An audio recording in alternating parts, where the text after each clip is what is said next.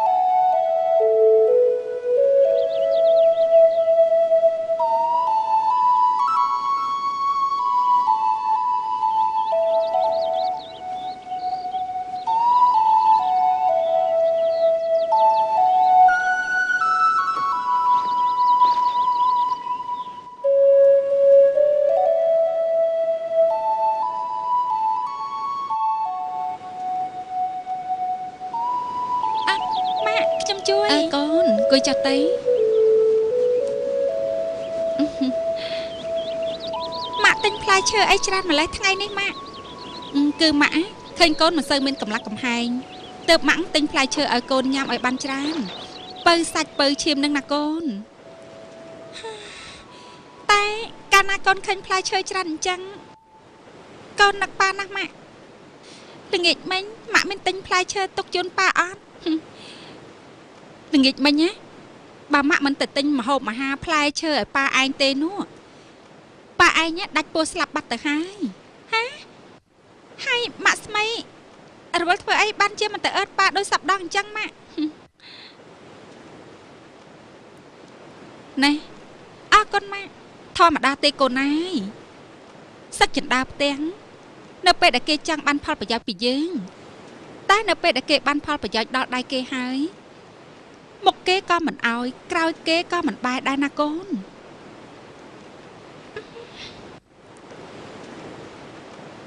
Mà smay Mình có thuyền chăng tê Con mình rồi vô thuyền ấy Ban chứ mình tới ớt ba Thác nhâm cho rồi vô riêng Bao chứ ta còn chăng đấy Ba mà smay con rồi vô ná Con có trái chết ở ca tới ớt ba đây Chết bạn đôi ớt ba nè mình anh tới ca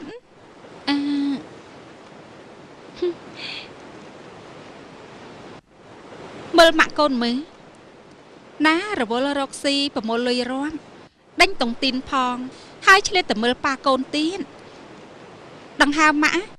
Sân tay mà đo khnia tê sập ngày nâng Mạ Mạ mình toán chọc thua mê tổng tin tiết đấy Khi nhóm khanh kê rột cha sọc chan khnia hai mạ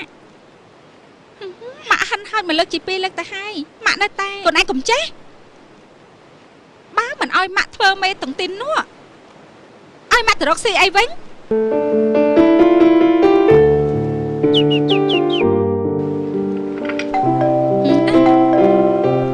Để đá kế mà rốc xì tầng bật tiệt hay nè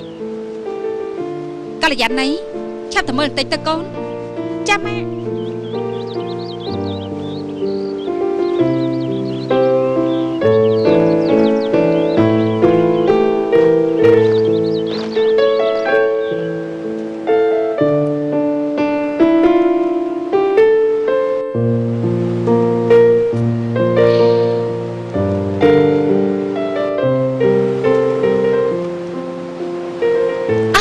Mà smay tê ấy Nhóm chùm riệp xuống Nhóm nực mạn nè Mà sọc sờ bài tê Chà, mà sọc sờ bài tê Mà ơi mà smay con mà lên Chanh con ở chôl mà con Chanh chôl mà Chà con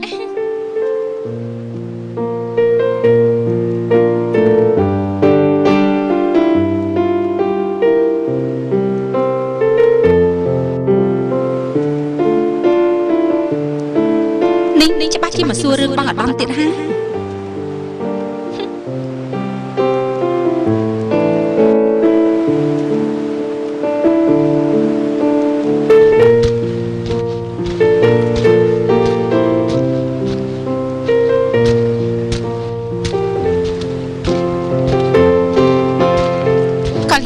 Resmay Má អង្គុយលេងសិនមកហើយតែណាមណាដែរនឹងរស្មីទាំងព្រលឹមអល់តែម្ដងនេះកល្យានឯងពិតជាអត់ដឹងរឿងអីមែនទេមានរឿងអីឯងលោលេងនឹងគ្នាភ័យខ្លាំងណាស់ណាប្រកាសហើយមែនទេថាឯងពិតជាអត់បានដឹងរឿងអីតតែសោះនោះ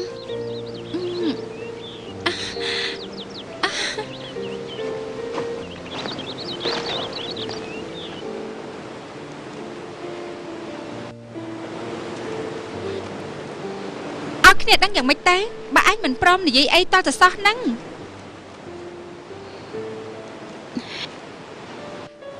ចុះឯងមានដឹងថាបងឧត្តមគាត់ទៅណាទេបងឧត្តមនៅមន្ទីរពេទ្យអន្តើគាត់មានទៅណាល្ងាចមិញគ្នាទៅអើតមើលគាត់ចិត្តផ្លែឈើឲ្យគាត់យប់ជ្រៅទៅគ្នាត្រឡប់មកផ្ទះវិញគាត់ឥឡូវជាសះស្បើយច្រើនជាងមុនហើយឯងកុំបារម្ភអីកល្យាននេះឯងនិយាយលេងឬក៏និយាយមែននឹងមានរឿងអីរស្មីមិនក៏ឯងនិយាយដូចជាមិនដឹងអីអញ្ចឹង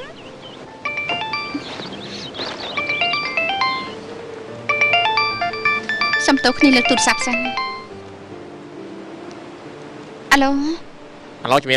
ជំរាបសួរបានមកខ្ញុំសំណាងអូលោកសំណាងទេនេះខ្ញុំកំពុងទៅនៅផ្ទះកល្យានចង់ជួបកល្យានណាចាំមកផ្លែតណាកល្យាននិយាយជាមួយលោកសំណាងតិចទៅអាឡូជំរាបសួរលោកសំណាងបាទជំរាបសួរនេះលោកសំណាងទៅដល់មន្ទីរពេទ្យហើយហ៎បាទខ្ញុំទៅដល់មន្ទីរពេទ្យហើយអញ្ចឹងលោកសំណាងបានជួបបងអាដាមហើយហ៎ឲ្យខ្ញុំសុំជួបបងអាដាមបន្តិចមកឈប់សិនអ្នកបងកល្យានឲ្យខ្ញុំសុំនិយាយសិនកុំអាននិយាយកាត់ខ្ញុំឥឡូវនេះខ្ញុំបានមកដល់មន្ទីរពេទ្យហើយប៉ុន្តែនៅក្នុងមន្ទីរពេទ្យគេកំពុងតែជួលច្បល់ដោយបាត់ឧត្តមមិនដឹងថាគេអ្នកណានាំចេញពីមន្ទីរពេទ្យទេមានរឿងដល់ថ្នាក់នឹងផងហ៎ចាខ្ញុំមិនដឹងទេបានហើយចុះនេះអ្នកបងអត់ដឹងទេហ៎ម៉ាក់មានរឿងអីហ្នឹងឃើញទេរស្មីនេះដែលសារតែរស្មីឯងបើឆ្លៀតពេលខ្លះទៅមើលបងអាដាមនោះក៏គ្មានរឿងហ្នឹងដែរ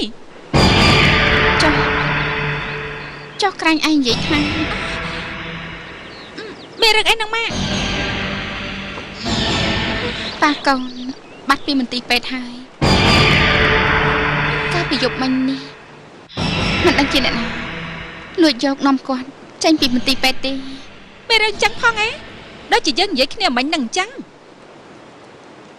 បាទរស្មីឯងមិនទៅមើលគាត់ណាសុចិតាຕົកធ្វើស្អីឲ្យវាអង្គុយខាត់កញ្ចក់ដល់ណាទៀតបើវារវល់ដោយកល្យានណៃទៅរៀនទៅសោតណាខ្ញុំមិនថាទេតែវាជាសិស្សរបាំវាធ្វើអីខ្លះកាត់តែពីច្រៀងកាត់តែពីរំយូរទៅនោះ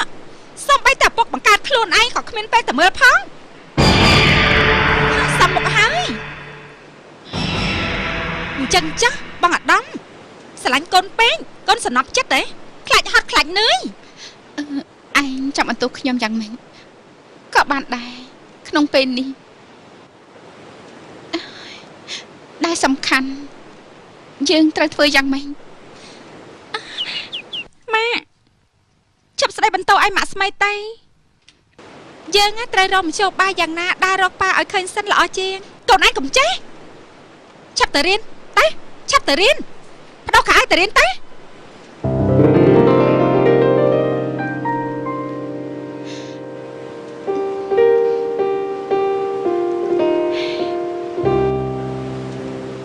កល្យានឥឡូវនេះតែយើងត្រូវធ្វើយ៉ាងម៉េចបន្តទៀតមានធ្វើម៉េចប្តឹងមន្ទីរពេទ្យហ្នឹងណាមិនយកចិត្តទុកដាក់មើលអ្នកជំងឺបណ្ដោយឲ្យអ្នកជំងឺហ្នឹងបាត់ពីពេទ្យ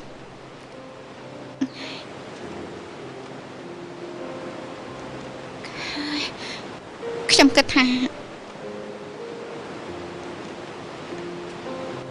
អាចដោយសារការធ្វើប្រហែសរបស់ពួកគាត់តែខ្ញុំជឿថាគេគ្មានចេតនាធ្វើអាក្រក់ដាក់យើងទេព្រោះបងឧត្តមគ្រាន់តែជាអ្នកជំងឺធម្មតាតែប៉ុណ្ណោះមិនមែនជាអ្នកជំងឺសំខាន់សម្រាប់ជាតិឯណា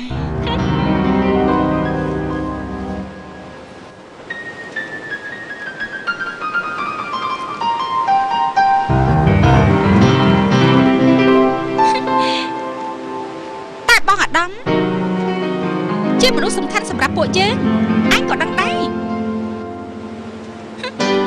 រឿងអីដែលប៉ែតថ្លៃប្រហែលឲ្យអ្នកជំងឺបាត់ចេញពីមន្ទីរពេទ្យដែលគ្មានមូលហេតុអញ្ចឹង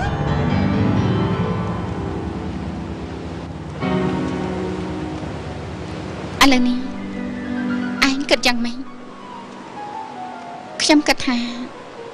នេះក៏មកតែពីការធ្វើប្រហែសរបស់យើងដែលជាក្រុមគ្រួសាររបស់គាត់ដោយសារតែពួកយើងមិនបានទៅមើលថែគាត់ទៅ被ធ្វើឲ្យមានរឿងរ៉ាវកើតឡើងដល់ថ្នាក់នេះ នឹងហើយខ្ញុំចង់និយាយពីរស្មីឯងហ្នឹងមិនដែលទៅសួរសុខទុក្ខបងអាដាមទេគិតតែពីផលប្រយោជន៍ខ្លួនឯងមិនដែលគិតពីប្តី តែបងឧត្តមមិនមែនជាប្តីខ្ញុំទៀតទេគាត់គឺជាប្តីរបស់ឯងហេតុអីបានជាឯងឲ្យខ្ញុំមកទទួលខុសត្រូវក្នុងរឿងនេះ មិនបាយរ៉ារ៉ាប់ទេអ្នកណាទទួលគេច្រើនជាងគេនោះអ្នកនឹងស្វែងរកគាត់ឲ្យខ្លួនឯងទៅគ្នា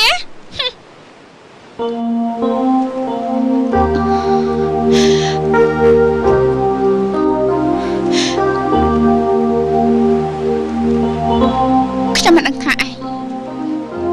និយាយបែបនេះសោះបើអញ្ចឹងគ្នាមិនមកពិភាក្សានាំតែខាត់ពេលវេលាទេបានហើយខ្ញុំលេងសិនហើយ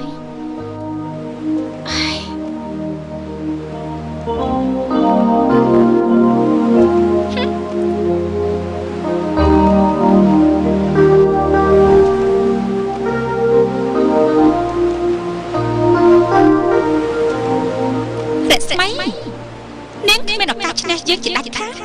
នាងល្ងង ឈប់អញ្ចឹងនិយាយបន្តទៀតចុះតើគេលើឈ្មោះអី គេឈ្មោះសង្ឃ អាយុប្រហែលដែរ គាត់អាយុ35ឆ្នាំ អូមានទីលំនៅនៅណាដែរ នៅម្ដុំបឹងកេងកង ហើយចុះគាត់ប្រកបមុខរបរអ្វីដែរទេ គាត់គ្មានមុខរបរច្បាស់លាស់ទេ អរគុណដែលបានឆ្លើយនឹងសំណួររបស់ខ្ញុំ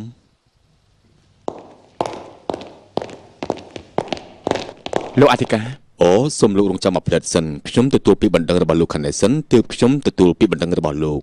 បានទេ បាទអរគុណមិនអីទេ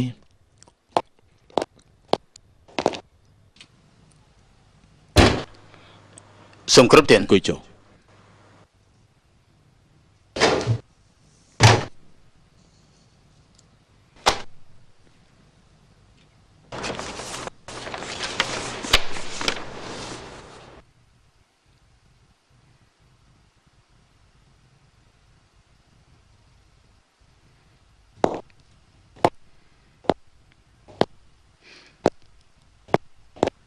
ឥឡូវខ្ញុំសូមប្តឹងគាត់ពីបទឆោបបោកយកម៉ូតូរបស់ខ្ញុំលោកប៉ូលីសជួយខ្ញុំផងតើ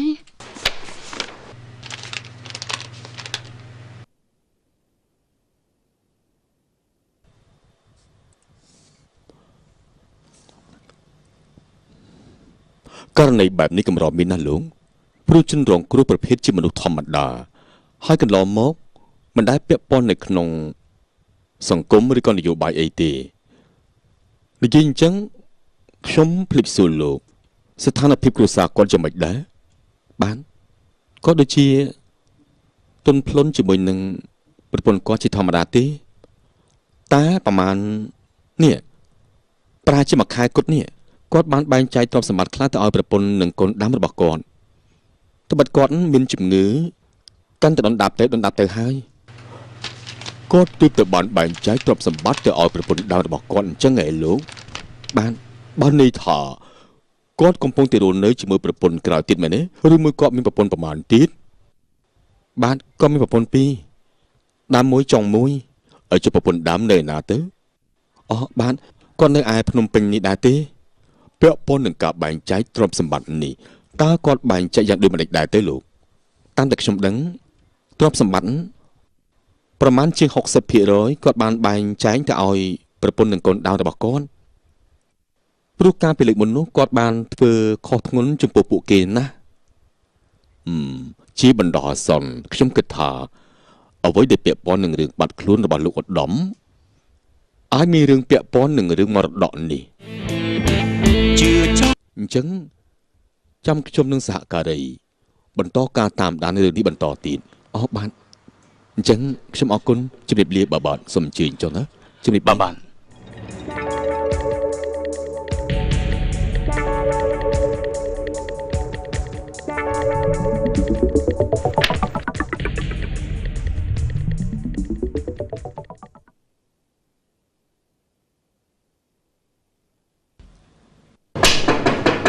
អញ្ចឹង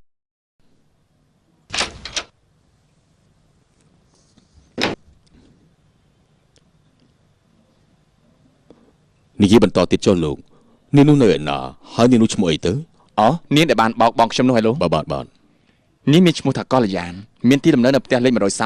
135ផ្លូវលេខ155លោក យីផ្ទះកល្យានតាចុះលោកប្តឹងពីបទអ្វីដែរទៅ អូពីបទផ្សំគំនិតជាមួយបងប្រុសបង្ការរបស់ខ្ញុំបានបោកបញ្ឆោតយកប្លង់ផ្ទះខ្ញុំយកទៅបញ្ចាំហើយមកកុហកថាយកទៅធ្វើជាគំរូសម្រាប់សង់ផ្ទះថ្មីណាលោក យីហេតុអីក៏មានរឿងអត់ថ្នាក់ហ្នឹងមិនបានទេខ្ញុំត្រូវតែឲ្យដំណឹងនេះទៅអ្នកបងរស្មីហើយ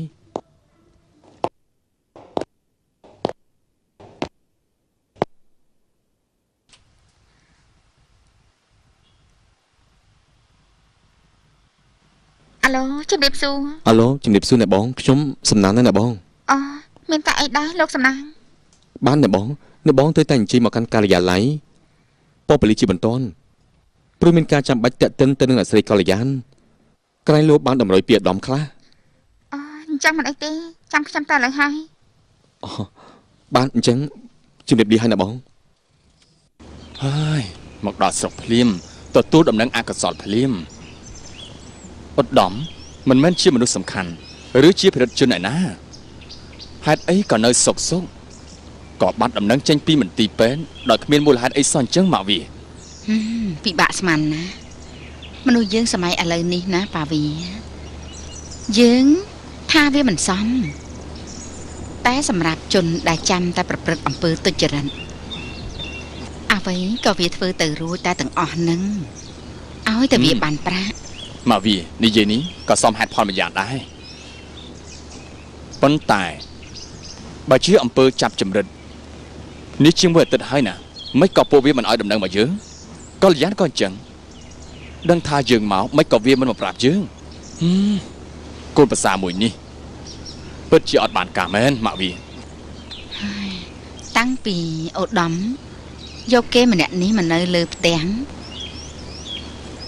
ឃើញថារិស័យអូដាមធ្លាក់រហូតសុកធ្លាក់ខ្លួនឈឺឥឡូវនេះបាត់ខ្លួនទៀតមិនដឹងជាទៅណាមកណាទេប៉ាវា ឥឡូវណាមានតែភ្លើងមួយយ៉ាងទេ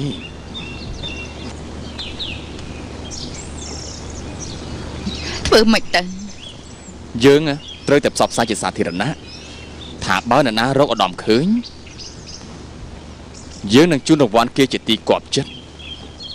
មានតែធ្វើអញ្ចឹងទេប្រហែលជាអាចរកតម្រុយបានខ្លះមកវា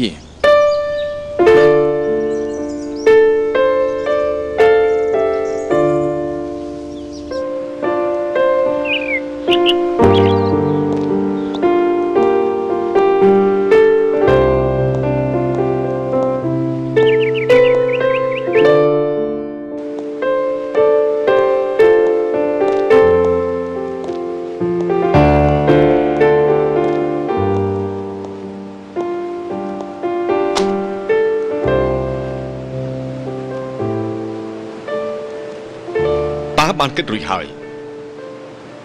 វាមិនងាយដូចជាអញគិតទេអាត្រីពីចាស់លោកពោលថាធ្វើស្រែឲ្យមើលរដូវទុកដាក់កូនចៅឲ្យមើលផៅសន្តានបើអញចេះតែបថុយប្រឋានអញ្ចឹងថ្ងៃក្រោយ ប៉ាឯងនិយាយនេះល្មមស្ដាប់បានហើយរ៉ាវុធឬគូសកមិនមែនជារឿងលេងសើចទេត្រូវសម្លឹងឲ្យបានឆ្ងាយធ្វើស្រែខុសមួយឆ្នាំនឹងមួយឆ្នាំរើសប្រពន្ធខុសម្ដងគឺខុសមួយជីវិតណាកូនកូនធំហើយកូនចង់សម្រេចវាសនារបស់កូននៅខ្លួនឯងកូនចង់រស់នៅជាមួយមនុស្សដែលកូនស្រឡាញ់ សូមប៉ាម៉ាក់មេត្តាដល់កូនផង មើលឯងដឹងថាអ្វីល្អអ្វីអាក្រក់ហើយឥឡូវនេះនិយាយប៉ាស្ដាប់ទៅមើលតើនាងសុជីតានេះវាមានអ្វីពិសេសដែលឯងថាល្អសម្រាប់ឯងខ្លាំងណាស់នោះ នាងល្អចំពោះកូនតាំងតែពីយើងនៅតូចៗដូចគ្នានាងជាស្រីម្នាក់មានចរិតស្លូតបូតរស់រាយរាប់អានមិត្តភ័ក្តិឧស្សាហ៍ព្យាយាមស្គាល់ចាស់ស្គាល់ទុំមានការអត់ធ្មត់ខ្ពស់ទោះជានាងមានការលំបាកយ៉ាងណាក៏ដោយក៏នាងនៅតែរស់រាយមានសង្ឃឹមក្នុងជីវិតហើយនាងចូលចិត្តកូនខ្លាំងណាស់លោកប៉ា នឹងជាលក្ខណៈពិសេសសម្រាប់ឯងនោះមែនទេ បាទប៉ាមនុស្សយើងសំខាន់ខ្លាំងណាស់ត្រង់ថារស់នៅជាមួយគ្នាចេះយល់ចិត្តគ្នា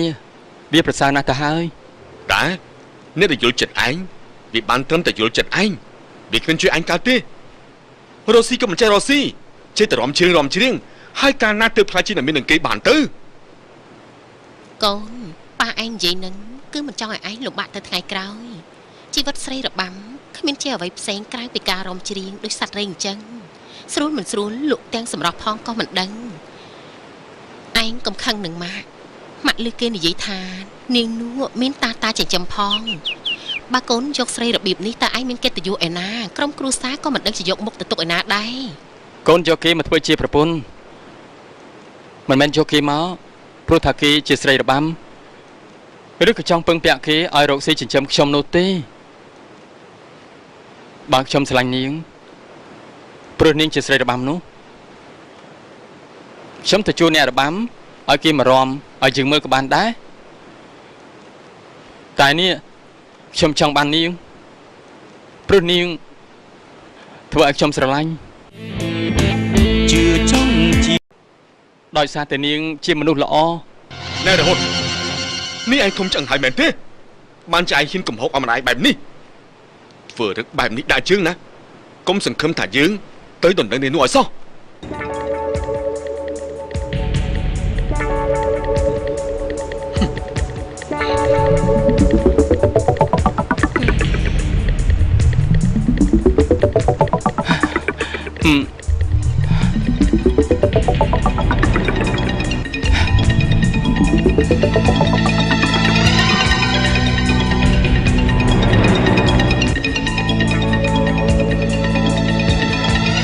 នេះរវត្តតាណានឹងកូន ឲ្យគេទៅចុះ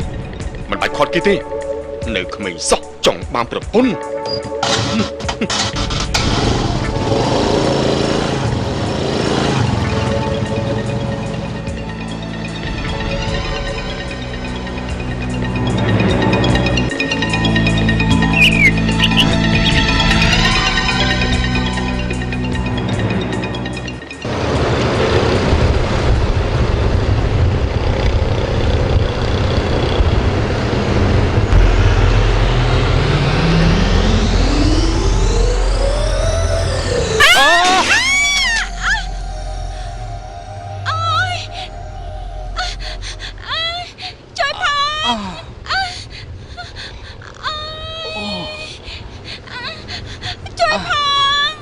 ចាំមិនទៅហើយមកជួយលើកគ្នាបន្តិចមើលដាក់ចតុលមកជួយ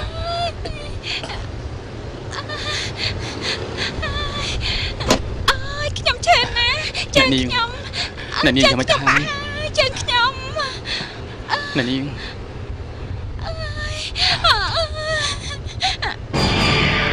យ៉ាងម៉េចហើយ មួយសាច់ញាតិមួយឯង រឿងនោះវាមិនសំខាន់ទេពូសំខាន់ពូជួយរកមជ្ឈបាយណាហើយឡើងពេទ្យមកដឹកអ្នកជំងឺអូមើលទៅនាងរបួសធ្ងន់ណាស់ពូបានអាឡូឡានពេទ្យរបួសធ្ងន់ណាស់លោកអើយស្លាប់ បាទឥឡូវនេះគឺមានគ្រោះថ្នាក់ចរាចរណ៍នៅលើលេខ155នៅម្ដុំទួលស្វាយព្រៃអ្នករបួសដល់ទៅ2នាក់ឯណោះសូមលោកបញ្ញាបានណា ដល់ឲ្យឈាមច្រើនណាស់ បាទអរគុណ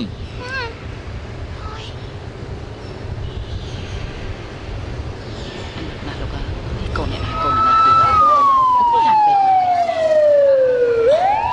អ្នកនាងដឹកខ្លួនឡើងបងជួយផង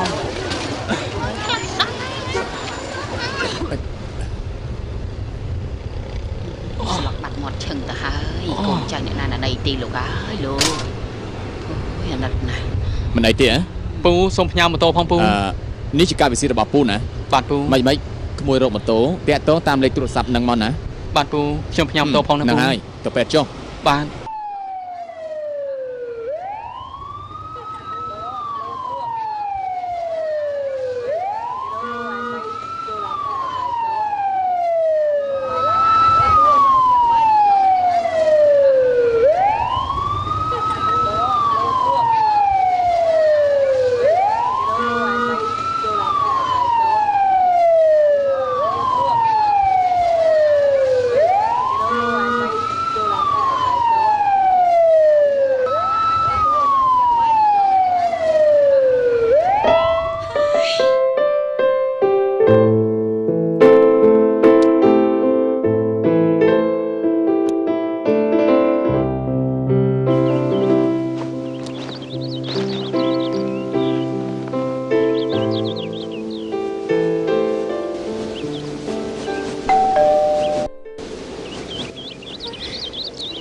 យីមិនក៏កល្យាណីវាមិនចូលផ្ទះតែម្ដងទេរំខានមែនយីកូននេះរំខានឯងមែនហ្នឹងណាអើយធុញណាស់នេះ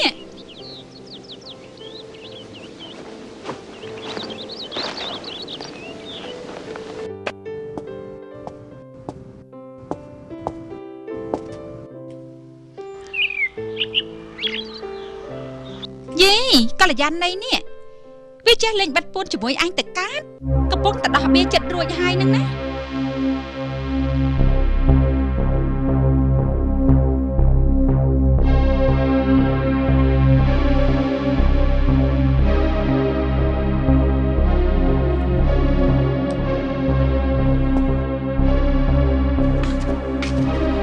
ជំរាបសួរមីង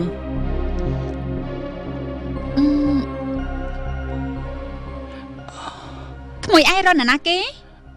អត់ទោះណាមីងនេះជាផ្ទះកល្យាណីមែនទេណាមីង ចាត្រូវហើយខ្ញុំជាម្ដាយរបស់វាក្មួយឯងរកវាមានការអីហ៎ អត់ទេណាមីងខ្ញុំបានជួបកល្យាណីនៅតាមផ្លូវហើយក៏ឃើញនាងមានគ្រោះថ្នាក់ចរាចរណ៍ហើយក៏នាំដំណឹងនេះមកប្រាប់ណាមីង ថាម៉េចកល្យាណីមានគ្រោះថ្នាក់ចរាចរណ៍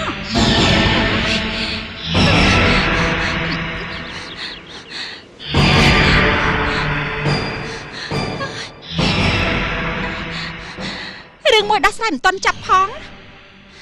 ឥឡូវមកដល់រឿងកល្យាណីមានគ្រោះថ្នាក់ចរាចរណ៍ទៀតផ្ដេសមែនហើយនេះកូនអ្នកគ្រូប៉ែនកូនខ្ញុំយ៉ាងម៉េចហើយហ្នឹង កុំបារម្ភអីអ្នកស្រីនាងឆ្លងផុតគ្រោះថ្នាក់ហើយព្រោះលោកវិជ្ជបណ្ឌិតបានវះកាត់អបឆ្អឹងជើងដែលបាក់រួចរាល់អស់ហើយក ូនម៉ាក់កុំកាត់អីឲ្យសោះណាកូន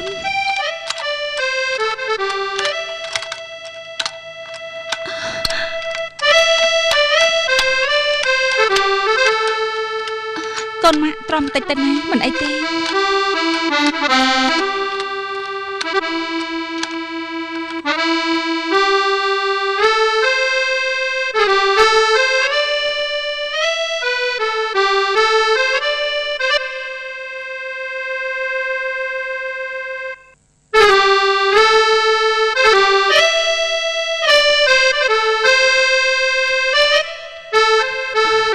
អ្នកគ្រូជួយមើលសរុបឲ្យបានស្រួលបួលផង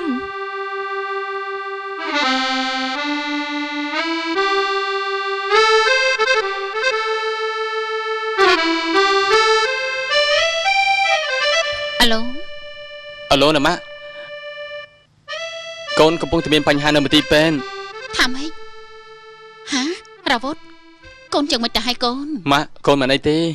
តែកូនកំពុងតែមានបញ្ហាគ្រោះថ្នាក់ចរាចរណ៍ជាមួយកូនគេម្នាក់ឥឡូវនេះកូនជូនគេ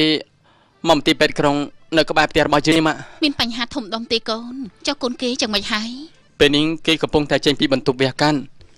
កំពុងតែនាំគេទៅបន្ទប់សម្រាប់ឲ្យម៉ាក់ អញ្ចឹងបានហើយណាបន្តិចទៀតប៉ាម៉ាក់ទៅដល់ឥឡូវហើយ អ្នក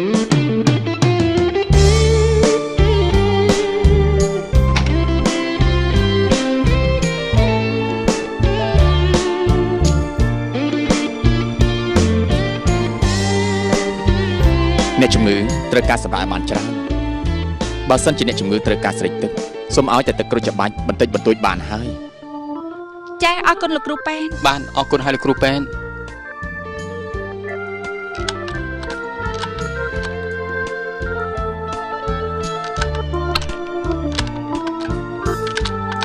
អូនណាលោកគ្រូពេទ្យបន្ទប់ណាដែលក្មេងស្រីមានគ្រោះថ្នាក់ចរាចរណ៍នោះ បាទបន្ទប់នេះសូមអញ្ជើញ បាទអរគុណ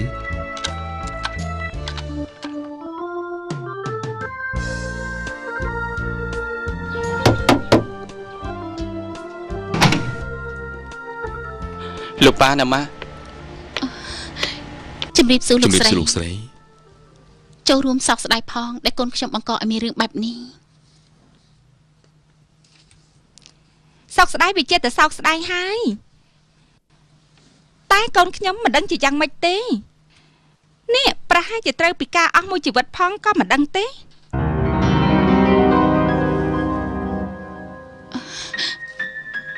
រវត្តចឹងមិនដែររបួស មិនអីទេអ្នកម៉ាក់លោកប៉ារបួសដែលធ្ងន់ធ្ងរនោះគឺ មិនអីទេ បាន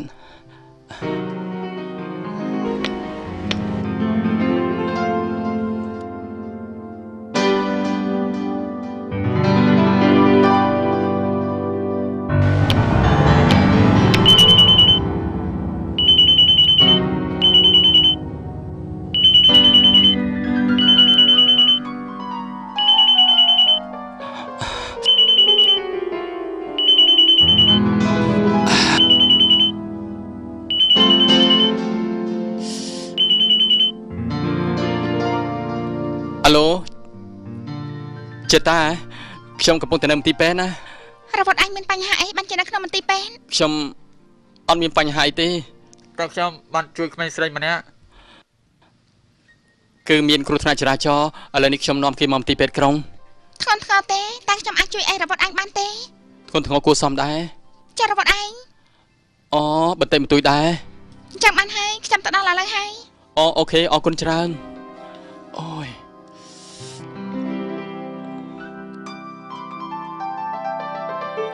អរខ្ញុំសូមទោសចុះលោកស្រីតើលោកប្រុសក៏មិនបានអញ្ជើញមកទេហ៎ អូប៉ាវាគាត់មិនបានចេញមកទេព្រោះគាត់មមាញឹកនឹងការងារខ្លាំងណាស់គ្មានពេលទំនេរសោះព្រោះគាត់ជាមនុស្សមានមុខមាត់ម្នាក់ដែលមន្ត្រីក្រមអាវ៉ាតស្រឡាញ់រាប់អានគាត់ខ្លាំងណាស់ គាត់ធ្វើការនៅឯណាដែរលោកស្រី អូប្តីខ្ញុំគាត់ជាឯកឧត្តមធ្វើការនៅក្រសួង រវត្តអើយរវត្តចំកូនគេអ្នកក្រន់ផងធ្វើយ៉ាងម៉េចទៅតែបើគេស្គាល់ពីនេះក៏ល្អសម្រាប់កូនគុណដែរអញ្ចឹងបាច់ជាគាត់មកមានញឹកមិនអាចមកអាចកូនស្រីបានមិនអីទេលោកស្រី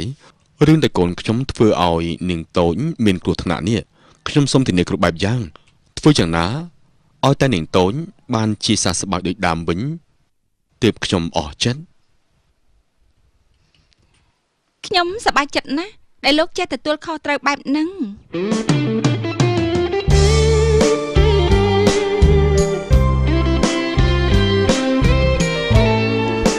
អត់តបនេះហើយអ្នកគ្រូពេទ្យ ទុកនេះហើយចាអូនចេញចូល ចាអរគុណ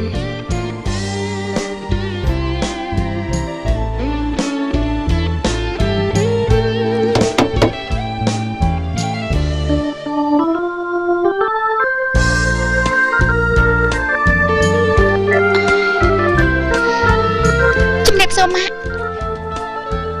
ជំរាបសួរលោកពូអ្នកមីង ចា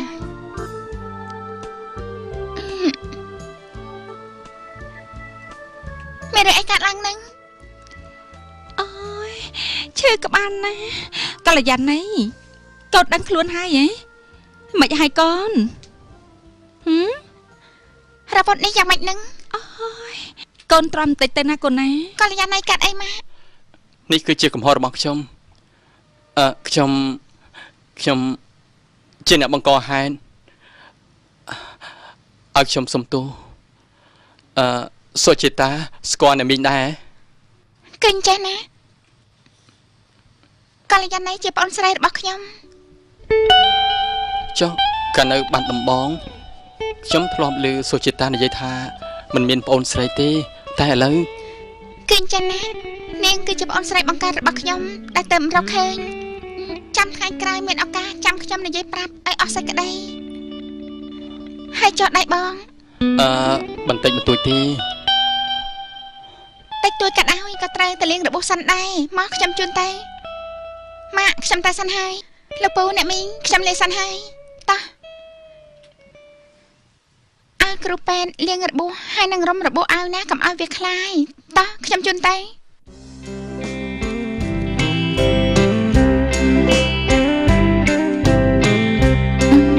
មិនឲ្យកូនម៉ាក់បានធូរខ្លះនៅកូនបានធូរខ្លះឲ្យម៉ាក់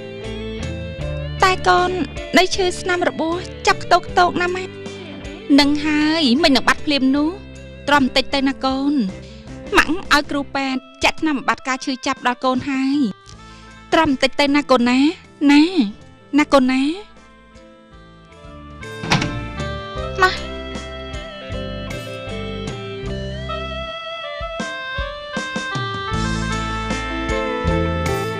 អូនមិនហើយកល្យាណី បងចិត្តតាននឹងម្នាក់នោះស្គាល់គ្នាយូរហើយហ៎ បងនឹងគេស្គាល់គ្នាយូរហើយតាំងពីនៅបាត់ដំបងម្លេះ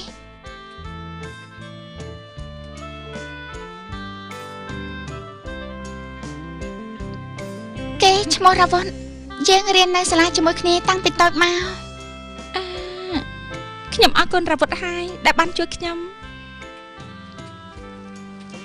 បើគុំតែបានរវុធខ្ញុំមិនដឹងជាយ៉ាងណាទេហាអញ្ចឹងមិនមែនក្មួយជាអ្នកបង្កបញ្ហាគ្រោះថ្នាក់នេះទេហ៎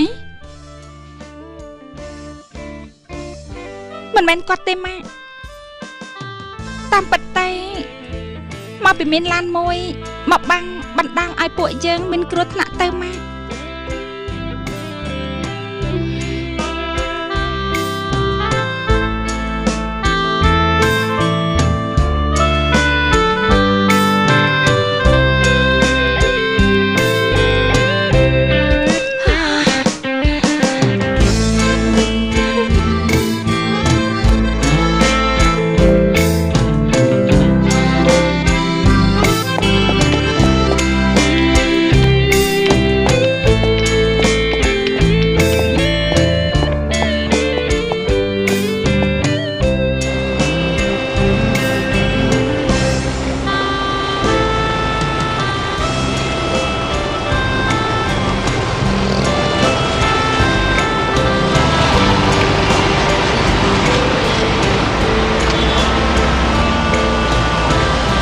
រឿងនេះណាវាបានខ្យល់ខ្ចាយដឹងដល់ប៉ូលីសហើយ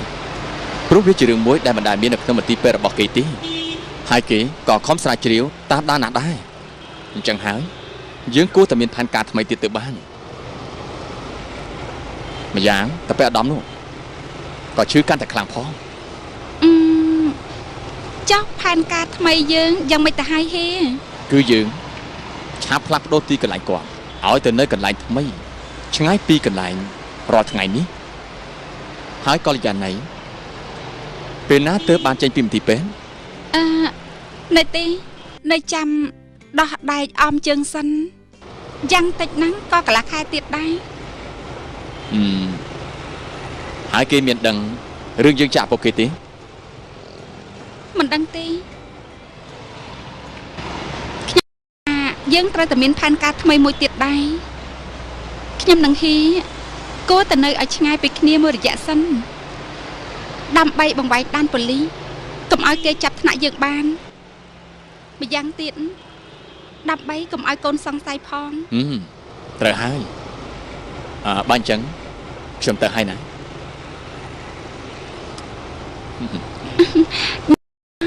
ហេប្រយ័ត្នប្រយែងផងមិនអីទេអរគុណបាយបាយ គេនិយាយគ្នាពីរឿងពូឧត្តមអញ្ចឹងមានតែពួកគេចៅចម្រិតគាត់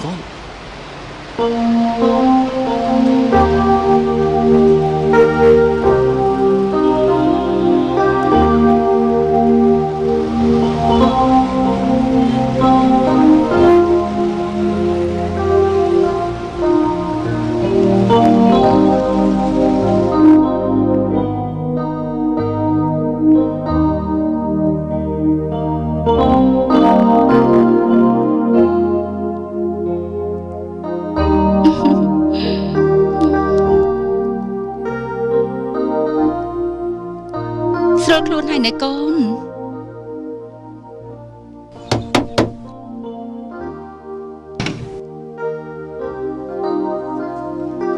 ជំរាបសួរណាមីង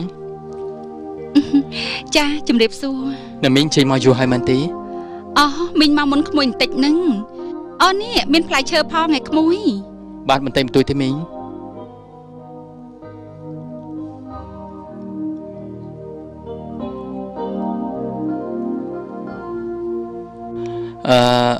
កលចានណៃញ៉ាំបាយហើយឬនៅ ចាហើយបងចាស់ចំណាយរបស់បងវិញជាហើយនៅនឹង បើកលយ៉ានណៃញ៉ាំបាយបានច្រើនរបួសរបស់បងក៏ឆាប់ជាដែរព្រោះបងសប្បាយចិត្តហើយជំងឺក៏ឆាប់ជាសះស្បើយឯកលយ៉ានណៃក៏អញ្ចឹងដែរមែនទេ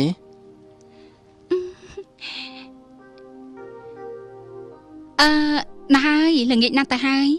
ម៉ាក់រកត្រឡប់ទៅផ្ទះវិញហើយណាកូនមិនក៏ឆាប់ម្លេះម៉ាក់នៅបន្តិចទៀតទៅមិនបានទេឯម៉ាក់មិនបានទេកូននៅផ្ទះមានការងារច្រើនណាស់ម៉ាក់ត្រូវទៅធ្វើណាមួយត្រូវទៅប្រមូលលុយរាប់ពីគេផងហើយល្ងាចនេះម៉ាក់ត្រូវដេញតុងទីនជាមួយនឹងគេទីនរវល់តែមកមើលកូននៅឯប៉ែនចាប់ផ្ទះសំបែងផ្ទះយើងស្ងាត់ឲ្យឈឹងណាកូន មិនមែនដូចថាទេដឹងព្រោះមុននេះបន្តិចខ្ញុំឃើញជួបថៅកែនោះគឺរឿងដូរទីតាំងចំណាំខ្មាំងតា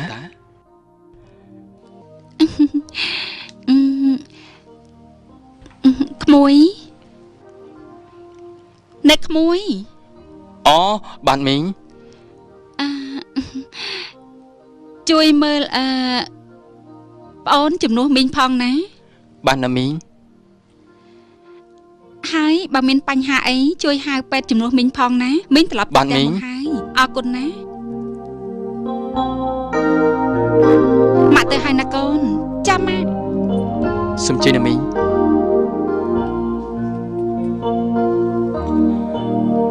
ចាំបងជួយចិត្តគ្រូឲ្យញ៉ាំណា ចា មិនដែររបួសរបស់អូន ធូរឲ្យបងវិញយ៉ាងមិនដែរ បងអត់អីទេ ចា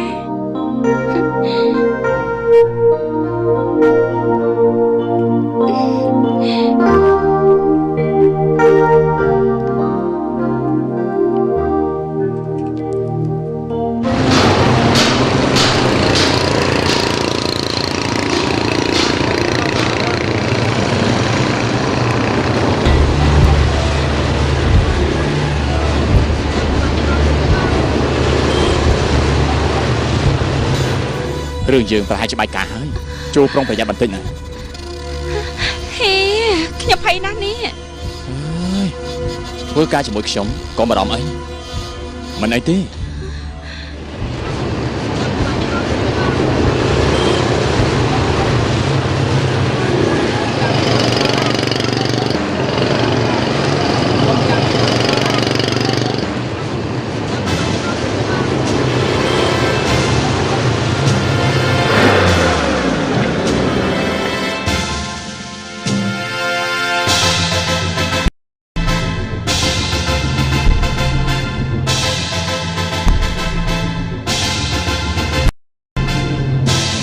បងកងអូនស្លាប់បាញ់ យើងដឹងថានាងកុំលាក់អីមានអ្នកណាគេអាចធ្វើអំពើនេះដូចជានាងបានទេ ត